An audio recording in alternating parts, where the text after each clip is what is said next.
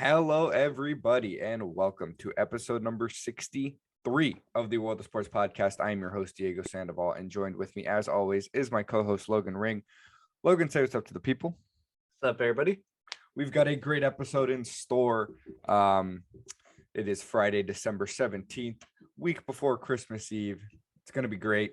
We are going to give our NFL picks.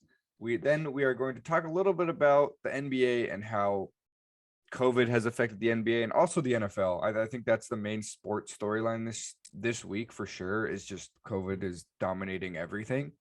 And then end off talking a little bit about NBA trade rumors. The deadline isn't really coming up, but just it's the beginning of trade talks in the months leading up to the trade deadline in February, I believe. But yeah, we've got a nice little episode. Probably won't be too long. Logan might experience some technical difficulties along the way. I apologize in advance for my Wi-Fi. But we'll see. We'll try to get in and out of here quick. Let's start off with our NFL picks. But before we get to that, follow us on all of our social medias. The World of Sports Podcast. You can find us everywhere. At TWOS Podcast on Instagram. Hit the link. You can find the links there. All right. NFL Week 15. This season is chugging along. Last week, Logan had a great week with picks, went 11-3. I went 8-6. So Logan has a 3-game lead currently in our little standings records. And this week we both got off to a good start. We picked the Chiefs to beat the Chargers in LA. It was a great game. As a Raider fan, it was kind of sad to watch because it's just like those two teams are gonna win that division for the next 10 years. So that's cool. But yeah, those are pretty obviously the two best teams in that division, and they showed it. And Mahomes looks like he found his mojo back, and the Chiefs look like they figured it out again, which is scary for the league. It is, but I mean, I feel like it was expected at some point. Like, there's no way he's gonna just do what he did at the start of the season the whole year. Yeah. So moving on, we have 2 Saturday games this week. Maybe. Like we said, COVID's kind of dominating right now. As of right now, when we're recording this, it is 11:15 a.m. on Friday, December 17th. No games have been postponed at all for week 15, although there has been outbreaks in like 4 or 5 teams so far this week. We'll see. I imagine it'll get postponed, but honestly, it's a big season and they've already kind of stretched it out. I think it'd probably be kind of tough for them to move stuff around, because then you're going to have a team playing on a Tuesday, playing on a Wednesday, and they'll play on Sunday. And I don't know. We'll see. One of those games is the Raiders taking on the Cleveland Browns in Cleveland. If the game is played this Saturday, I have the Raiders winning this game because the Browns have I think it's half their starters have COVID, including their top 2 quarterbacks on their depth chart. Nick Mullins isn't a terrible 3rd-string quarterback. I was actually kind of surprised that he was their 3rd-string quarterback, but yeah, missing that many players is just too detrimental to a team. If the game is played tomorrow as scheduled, the Raiders are going to win this game. I hope. Jeez. Yeah, I agree. If we can, I mean, if the game gets moved, I'm going with the Browns because I hope they win. But like, it's the amount of COVID cases is ridiculous on this team. Like, I saw Baker's out, and I'm like, all right, well, that's probably our chances right there. And then it's like, oh, Case Keenum's out too. And I'm like, okay, well, this is just a joke at this point. Like, this isn't even going to be an NFL game anymore. Half of our team is out. Please suspend this game. Like, it is so bad. But I mean, this is still a big game for playoff contention for both these teams. I don't know what the Raiders' chances are. They need to win out. They need to win out. So right. It is a big game. So it's big for both teams. I think if the Browns win, it's about a 50-50 chance they make the playoffs. So it's still a pretty big game. So like, if this game just comes down to like, oh yeah, half your team is out, good luck. Like, that's just, it kind of sucks. And maybe that is what happens, but I don't know. It just seems like a game that should really be suspended. So game is played tomorrow. Who's your pick? Yeah, I got the Raiders unless it's suspended. Okay.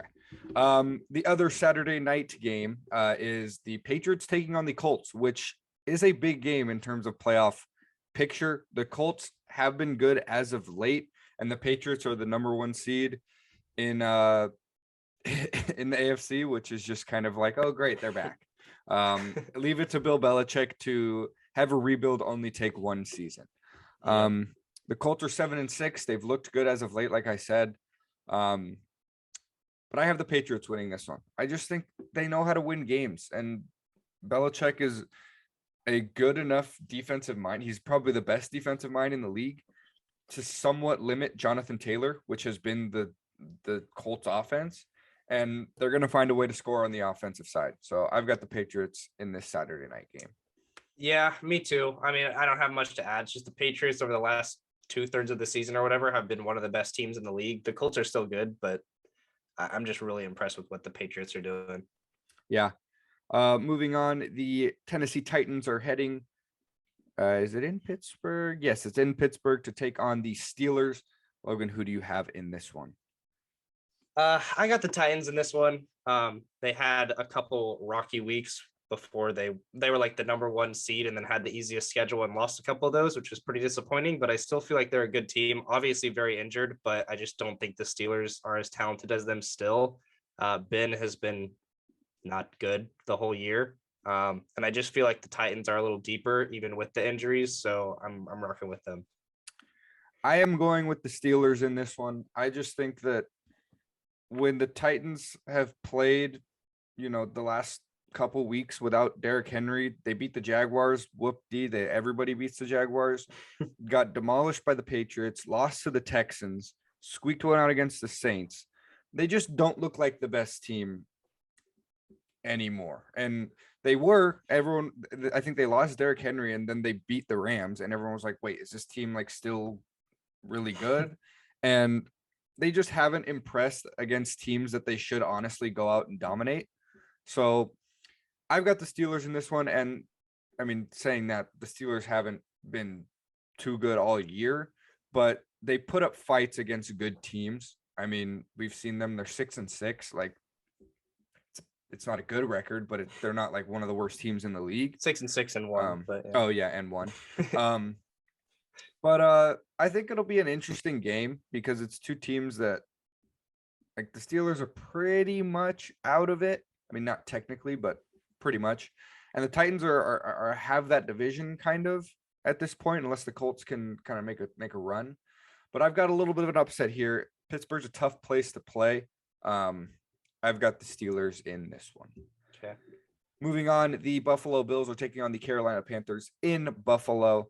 I have the Bills in this one. There's not much else to it. They're just the better team. Although they have kind of been struggling as of late, I think that they can get back on track against the Panthers. Yeah, I agree. I don't know what the weather's going to be like, but probably cold.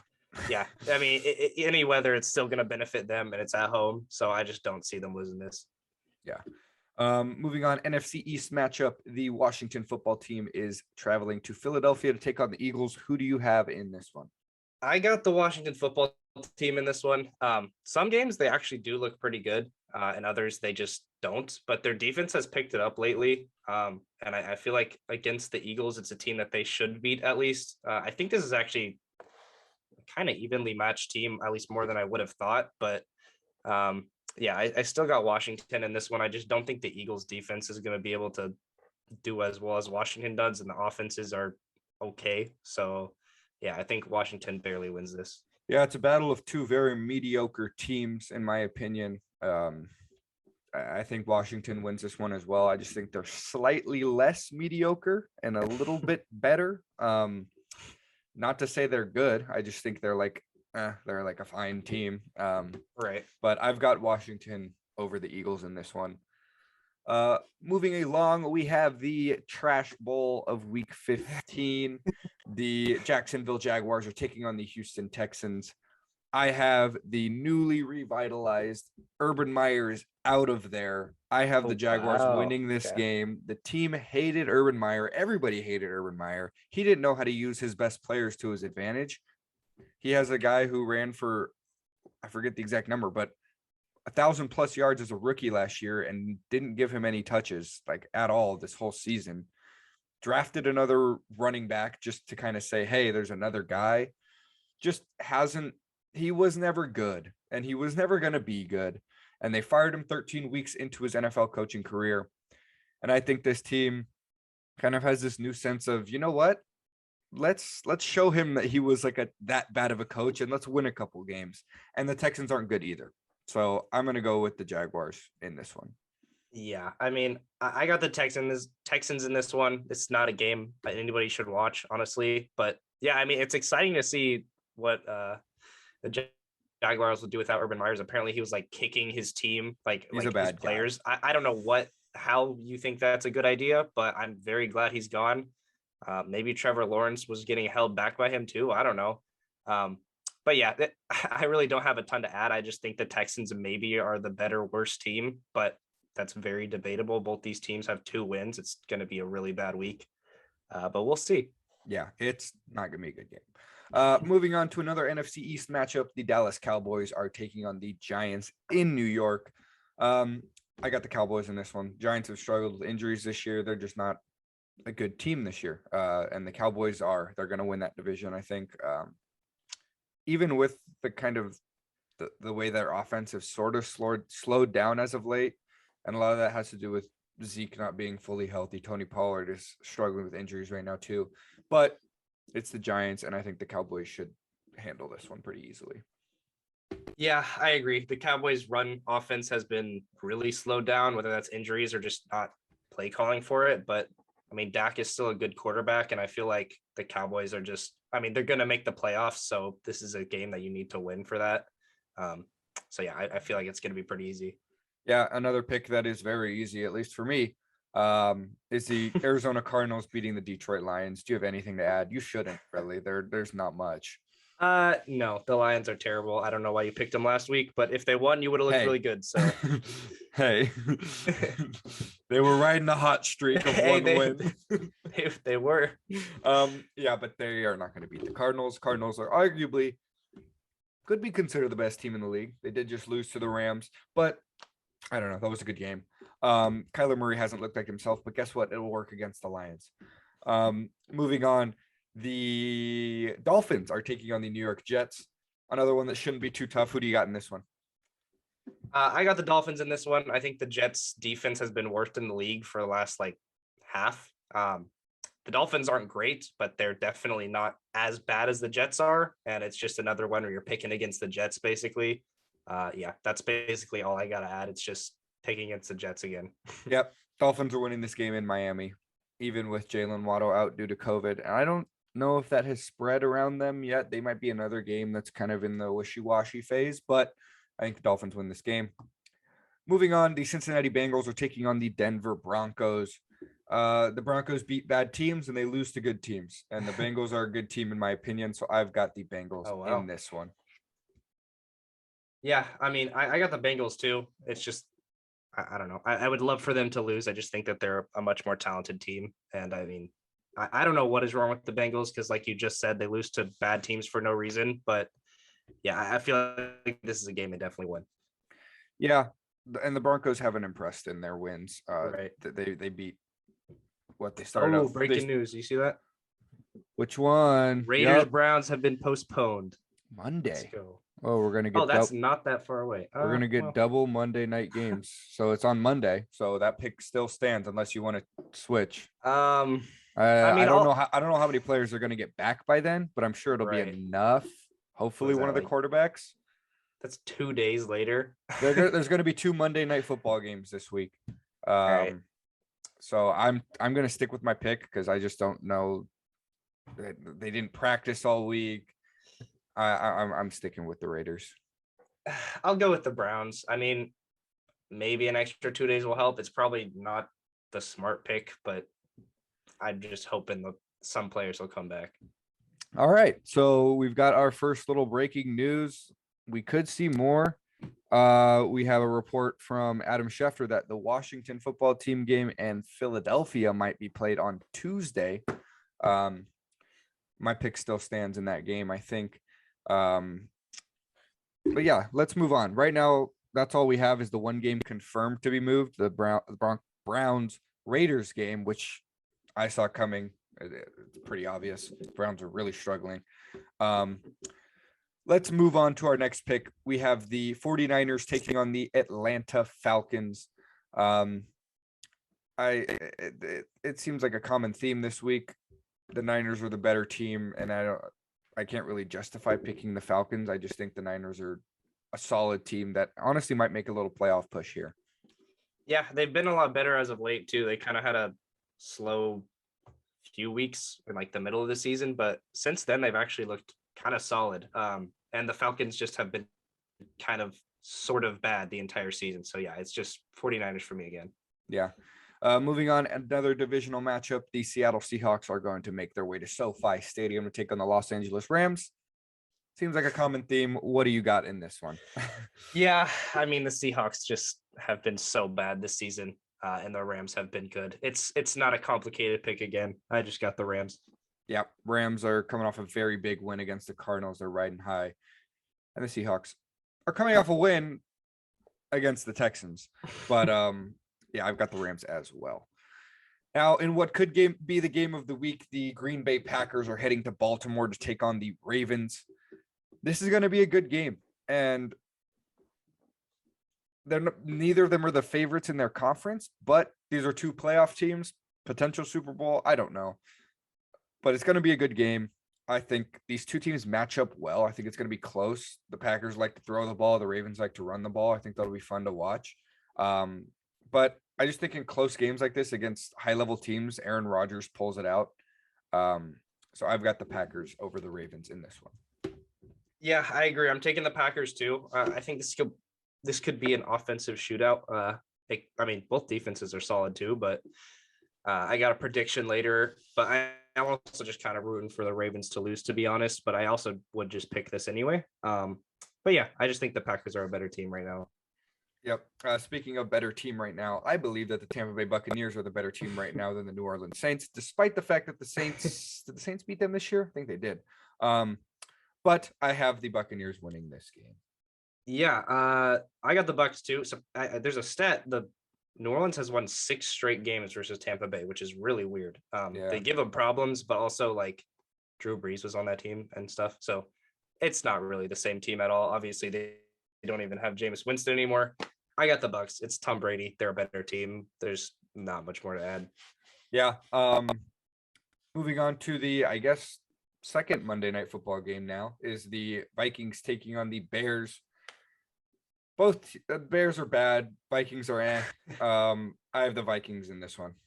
Yeah. That's some peak analysis right there. That is beautiful. I feel like the Vikings could have a couple more wins than they do. I feel like they've gotten kind of unlucky and also just have played bad in the final stretches for a couple of these games. And like you said, the Bears are just not a good team at all. So yeah, I got the Vikings. Yeah, this is kind of funny. Both these teams will not have a head coach after this year. They're both going to get fired. Mike Zimmer because he can't handle a game late in the game, which has proven they've lost a couple of games because of it. And Matt Nagy is terrible at everything. All right, our bold predictions. I have one from the Jacksonville game, the barn burner. I think Trevor Lawrence breaks free from the Urban Meyer just overlord curse. I think he throws for 300 yards and 3 touchdowns, and they beat the Texans on Sunday. I like it. I'm going back to one of my trusted bets that I never have won, and that's Arizona beating the Lions by 30. I've had a couple weeks off from this, but hey, the Lions are terrible, and Arizona's maybe the best team in the league, so I'm bringing it back. Nice. All right. A classic. My second bold prediction, it was made before this game just got postponed, but I'm going to stick with it. I think, wow. I think that the Cleveland Browns score less than 20 points on now Monday. It was a pretty much guarantee that they weren't going to score 20 tomorrow, I think. But because the game's on Monday, I guess it's more of a bold prediction if guys come back. So I'll stick with it. Browns score less than 20. Yeah, I mean, the Browns offense has been absolutely atrocious for the last half of this season, pretty much. So I could definitely see it happening. I got in the Ravens and Packers game that they're going to total over 800 yards in this one. The defenses could step up in this, but also I feel like a shootout could happen also. I don't know how the weather's going to be, so this could be like a 300-yard game even. I don't even know, but Baltimore, it could be cold, but I don't know if it's going to snow. I can actually check that, but yeah, I'm predicting an offensive shootout, but we'll see. I mean, it could be. I definitely think it's going to be a fun game either way. I'm glad it's not in Green Bay because then it would be absolutely atrocious, but I'm excited for this one. it is going to rain with no wind. No Okay. wind, so it's going to rain. That is pretty bold then. All right. Those are our bold predictions. Those are our picks. There will be a post going up tomorrow, definitely, because there is at least one game on Saturday. Definitely just one game on Saturday. Yeah, those are NFL Week 15 picks predictions. Let us know what you think at that post. Now let's get into, I guess, a topic that has already been discussed a little bit, but just COVID is running wild in the two sports leagues that are playing right now that we talk about, NHL, whatever. The NBA and NFL are really struggling right now. The NFL, we talked about it. They postponed a game already, probably going to postpone more. The NBA is at a point where every team has multiple players sitting out because of COVID. Because if one player gets it, then you got to put at least 2 or 3 into protocols. And what that means, we don't really know. Because yesterday, Malik Monk for the Lakers went into protocols and left protocols 3 hours later. So we're at a point where I don't know if like a momentary pause maybe for the holidays is something to do. Maybe just wait until the new year and then just push the season back again. But I honestly don't see the NBA doing that. They've pushed back and shortened seasons enough for the past 2 years. I just don't think they're in a spot where they even want to do that. Yeah, I mean, the NBA is the most progressive league probably. So if a sport really, really had to do it, I feel like it would be them for maybe a week or so. But I agree. I don't really see that happening. What I do think that both the NFL and NBA should do is, I know they have like rules about it where it's like, oh, a certain amount of players, blah, blah, blah, you'll suspend it. But like, it's not really a hard set deadline for like, oh, if 7 players in the NBA have COVID on this team, then you stop or whatever. And it's like 8, but also if you can bring up people from the G League or whatever, it's fine. And it's like, it's a really sort of like blurred line for that. And I feel like that's kind of unfair because for some teams, you kind of just get a suspended game. And for others, it seems like it's not really that fair. Like I know the Bulls, I don't know why they didn't suspend it early on, but they had like 8 players out. And usually that means, oh, you just suspend that game, but they just didn't. And then they had like 10 out and it's like, okay, now we have to do it. So I feel like a hard deadline for like, oh, this amount of players, doesn't matter if you can have like other people on your bench step up, like you need to do this if this is your normal starting team. And I feel like that's just a kind of easy implementation. It also makes it hard because like that probably is going to happen more often than people are going to want to suspend games. But I feel like that's also pretty important for that. So we'll see what happens, but I feel like that's a easier solution. Yeah, I mean, especially when right now people are watching NBA basketball. Like people are watching it and they don't want to lose all this money. People watch the NBA on Christmas. Like it's something that makes them a lot of money during this time of the year. And for that reason, they're probably not going to suspend it. And because of that, I think just something needs to be figured out where they need to set forth, this is exactly what we're going to do. It is going to be the same for everybody. And you can't stop us from doing it. Like you can't say, oh, no, I want to do what I want to do. And it'll still be fine because it's proven not to work. Like the team or the league as a whole, probably the league as a whole, needs to say, okay, every single team is doing this.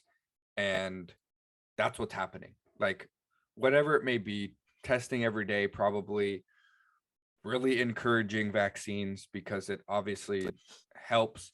And just, I don't know, you hate to say like go to a bubble because that's not going to happen, but it's like, just like, I don't know, there needs to be a set forth rules because as we've heard from players, it's kind of been wishy-washy. Like some days they do this, some days they don't, and then it's like they only apply to certain people. I think it just needs to be one uniform policy, whatever it may be, and I think that'll be a way to kind of get everybody to say, okay, if everybody's doing it, whatever, we'll do it if that means we can play. Right. I think like you can spend a whole lot of money on, I know they're testing, but like regulations and things like that, where, oh, this is a set thing for this player. This guy has to be separated over here, blah, blah, blah. Like they did that for all of last season and it helped a ton. People still got COVID, but I'm sure there would have been a lot more cases if it didn't happen with all these like rules and stuff. I feel like they should do that again. And yes, I mean, players are going to hate it, but also like they understand the situation. Like Right. I've heard a bunch of players say that they are trying to be so careful and they're still getting in the protocols because, oh, they like were sitting next to their teammate on the bench who was sitting next to another guy on the other team who had COVID. And it's just like all these things linked together. And it's really tough. Like it's obviously a complicated situation. It's not like you can just like, it's people, you can't just track them wherever they go, but it's also a ton of money for both the players too. And then obviously like the organizations are going to want to play these games. So if they suspend the season for like a week, I don't know if they're going to just make those games up at the end. So if they lose out on like 5 games for each team, that's a lot of money. So I feel like if they put these regulations in now, at least for a couple weeks, I feel like it'll help out a lot because this is just running through the league right now. Like you said, I think 2/3 of the Bulls team had it, and it was like all the starters and all the people who played. Like it was all the important players. So yeah, it's tough, but I think it's definitely going to be something that would help everybody out, really. Yeah, you definitely can't cancel games. Yes, the NBA season is long. You definitely can't in the NFL. That's just not even the discussion because there's only 17 games. And I don't think you can in the NBA either, because even if it may be 5 games out of 72 or whatever they're playing, are they playing back to 82 this year? Yeah, they're back to 82. Like 5 games is a lot of games for a team that might be in the play-in but doesn't want to be in the play-in. Like there's a lot there. And I don't think the league wants to extend the season like farther than they already have in the last few years. I think they just want to kind of push through this, but to push through this, they're going to need to figure something out with the league. We'll see. Again, it's an evolving thing that probably won't go away anytime soon. Kind of just, it's something to keep a lookout for. Games getting postponed, games getting whatever. So we have confirmation that the Browns Raiders game is being played at 5 p.m. Eastern time. And then the Vikings Bears game will go on at the regularly scheduled 8:20 p.m. Eastern time. Yeah. Now they're also talking about switching the Seahawks Rams game to Tuesday. So this is a lot. That's a mess. We will see where it ends up, but it's definitely a mess right now, and something needs to be figured out, whatever that may be. All right, let's end it off on a little bit more positive note, just a more interesting note. The NBA trade deadline is not really fast approaching, but right now is usually the time of year when trades are starting to, rumors are starting to swirl, trades are getting discussed. And the big name, obviously, in the NBA right now is Ben Simmons. He's been the biggest name for feels like 2 seasons already. And I don't know. Philadelphia has to have lowered their asking price at this point, right? Yeah. I mean, you have to believe at least somewhat. They're not asking for 5 first-round picks and a star anymore, which they shouldn't be. But I mean, like, it's just this whole situation has been on this for long enough. We could have talked about it every week because it's like, oh my God, something new might happen. And it just hasn't. But I mean, this is sort of the time I think it was either today or tomorrow where like there's a weird rule in a bunch of people's contracts where like 50% of the league can now get traded where they couldn't before. Mm-hmm. So this is really when it's going to start ramping up. And I feel like this is a trade that is going to happen now. I don't see this happening. I don't see them keeping him for the trade deadline. I feel like it just does not make sense for anyone.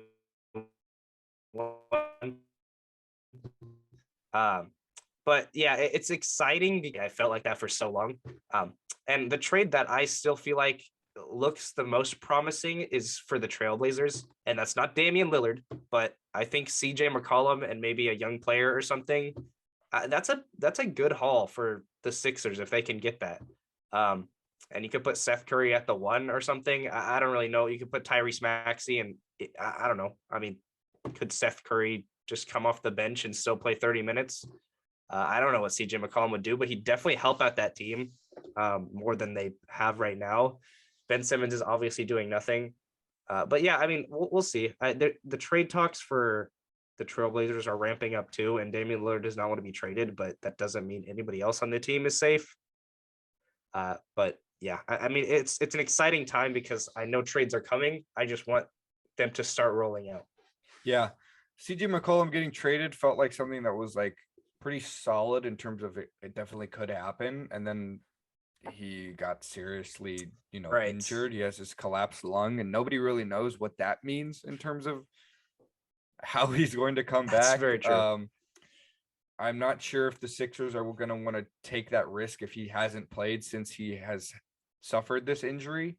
So I think that's going to be the big determinant on whether or not the Trailblazers are in on Ben Simmons, is if CJ McCollum is even like available to be traded and perform for the Sixers. But like the Ben Simmons rumors are all over the place because there's rumors for every team. Like I saw one for the Lakers, and it's like, no, like that's not going to work. And I don't think the Lakers want that to work. So it's really just going to come down to which team is going to take that risk, because we haven't seen Ben Simmons play since last season. And yeah, he's a great defensive player, but it's a risk bringing him in without seeing him play all season long. And yeah, the Trailblazers, I think, are the perfect fit. I think Ben Simmons and Dame would be pretty good. I think that'd be a good kind of tandem to go along with Nurkic, and Norman Powell has been good so far. But other than that, I mean, Ben Simmons is kind of just really a wild card, because if he gets traded to the right team, he could be one of the best players in the league. But if he gets traded to the wrong team, it wouldn't be good. Like his play style only fits with very specific players.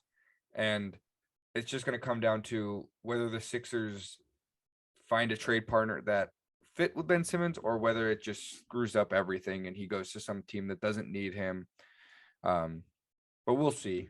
I mean, I feel like we've been saying we'll see for Ben Simmons for a very long time, but that's just all we can really say, is because we don't know. Yeah. I mean, I will add, like, Ben Simmons, people are bashing this guy because of what he did in the playoffs last season, and really what he's done in the playoffs for the last few years. He's still an all-star player. He's still an amazing player. He's so young, and he just hasn't improved a lot, and that's kind of a red flag for a lot of teams. But I feel like teams can get him at a steal right now, in my opinion, at least. And that doesn't mean they're going to get him for not a lot, but the amount that they'll give up, I don't think is going to be the amount that Ben Simmons is really worth. And I think the Sixers are going to be able to accept that at this point, because they're just not playing him anymore. Yeah, they know he doesn't want to play with them. So it's like, might as well get something out of a guy that literally isn't on the roster. Right. And he's like 24, 25 years old and defensive player of the year candidate.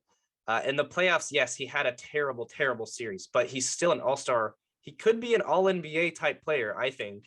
And yeah, in the right system, I mean, he could be amazing. And the Sixers, like, they tried to build the team around him, yes, but like the star around him with Joel, it's not the perfect fit. And with a guy like Damian Lillard, they just complement each other's weaknesses so well. Ben Simmons would bring defense to a team who I think they've been 27th to 30th in defensive rating the past like 4 seasons. Like, that is so terrible. And for a playoff team, like, you need something. And yeah, I know CJ's hurt right now, but if you have Damian Lillard, CJ McCollum, and 6'4" Norman Powell at the 3, like, that is a horrible defense right there. And Nurkic is all right, but like, he can't carry that team defensively, I mean.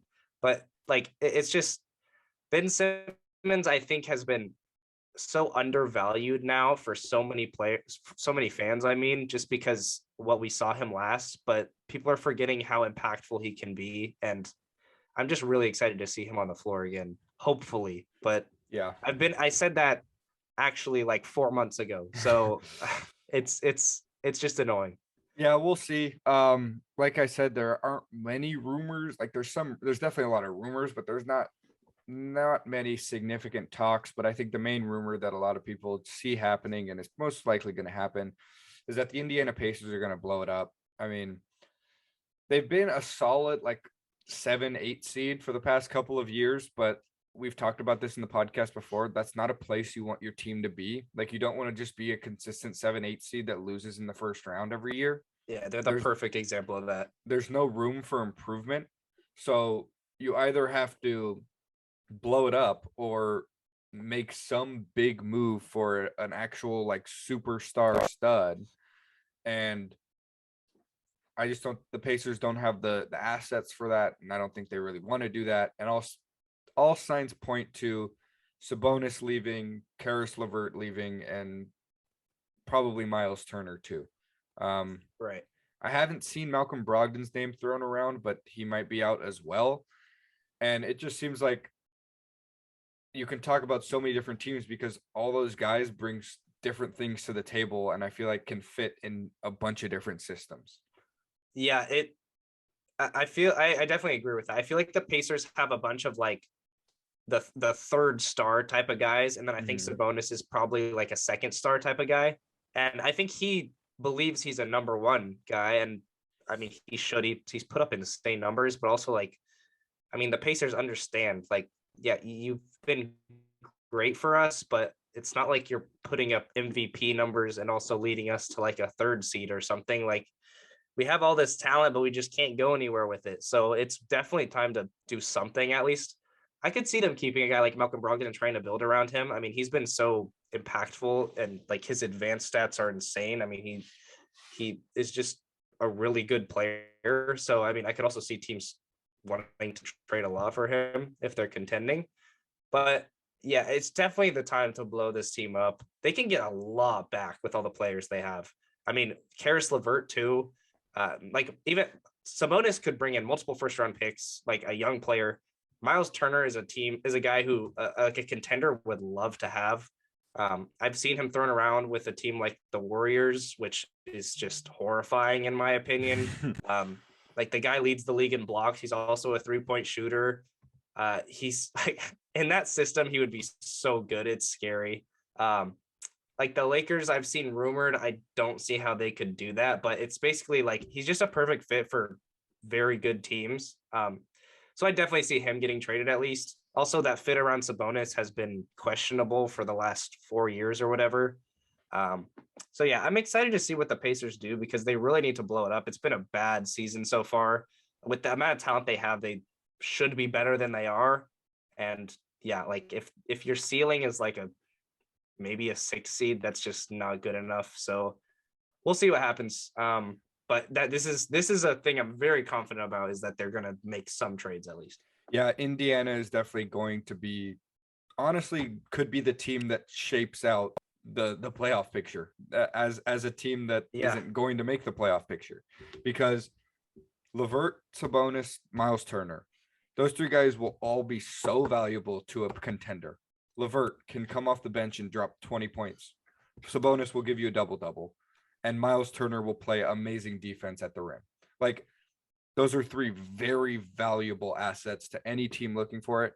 And when I'm thinking of teams that would trade, I'm looking at teams that are kind of falling short of expectations or have struggled with injuries. So the Knicks, the Nuggets, the Mavericks, the Celtics, the Hawks, even like the 76ers. I mean, Ben Simmons that's a whole nother thing, but like teams like that are at 500, they know they're not really improving as the season goes on.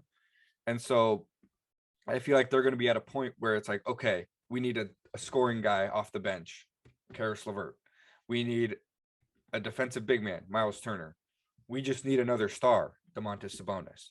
Like, there are plenty of teams that are going to want all 3 of these guys. And I think it's going to come down to whether or not the already contending powerhouse teams, Warriors, Suns, probably not the Nets, but like Bucks, like those teams are like, whether they're willing to just go all in for this season or whether they say we're okay with our team right now, and then it turns to the teams that say, okay, we need an extra push to even make the playoffs this year.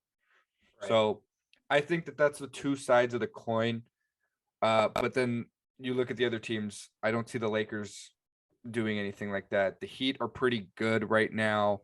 Like the Bulls could, but like it's kind of the two pair like opposites that I think could go after these three guys.